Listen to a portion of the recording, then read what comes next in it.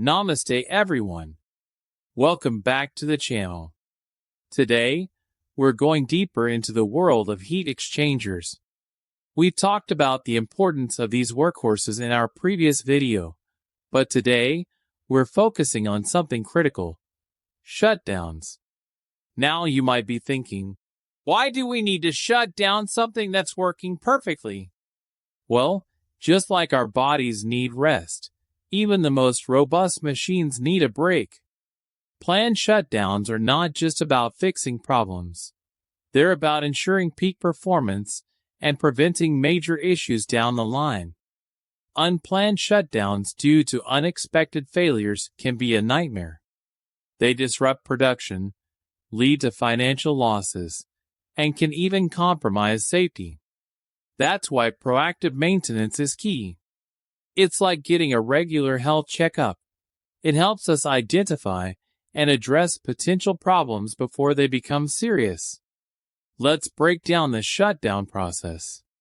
First, we need a rock-solid plan. This plan should be a comprehensive roadmap outlining timeline. When exactly will the shutdown begin and end? Scope of work.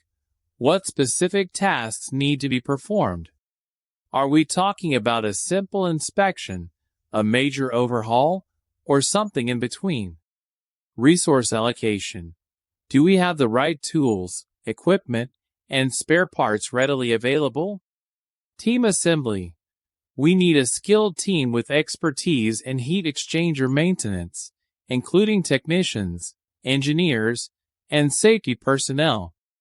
Safety protocols. Safety is paramount. We need to ensure proper lockout/tagout procedures, use of PPE, and a safe working environment. Now, let's dive into the actual shutdown process. Isolation. First, we need to isolate the heat exchanger from the process. This involves closing valves and diverting fluids to bypass lines. Draining and cleaning. Once isolated, we carefully drain the system of any residual fluids. This is followed by a thorough cleaning process to remove any deposits or contaminants. Inspection. This is where we get a close look at the heat exchanger. We conduct a visual inspection, checking for signs of wear and tear, leaks, or corrosion. We may also use specialized tools like borescopes and ultrasonic thickness gauges. Repairs. Based on the inspection findings, we proceed with necessary repairs. This could involve replacing faulty components, welding, or applying protective coatings. Now, let's talk about some best practices that can significantly improve the efficiency and effectiveness of heat exchanger shutdowns. Inspection and cleaning techniques. Different types of heat exchangers require specific cleaning methods. For example, we might use chemical cleaning for certain types of fouling, while mechanical cleaning might be more suitable for others. Leak detection and prevention. Regular inspections and the use of leak detection technologies can help identify and address potential leaks early on. Implementing measures to prevent corrosion, such as using corrosion-resistant materials and applying protective coatings, is also crucial. Predictive maintenance.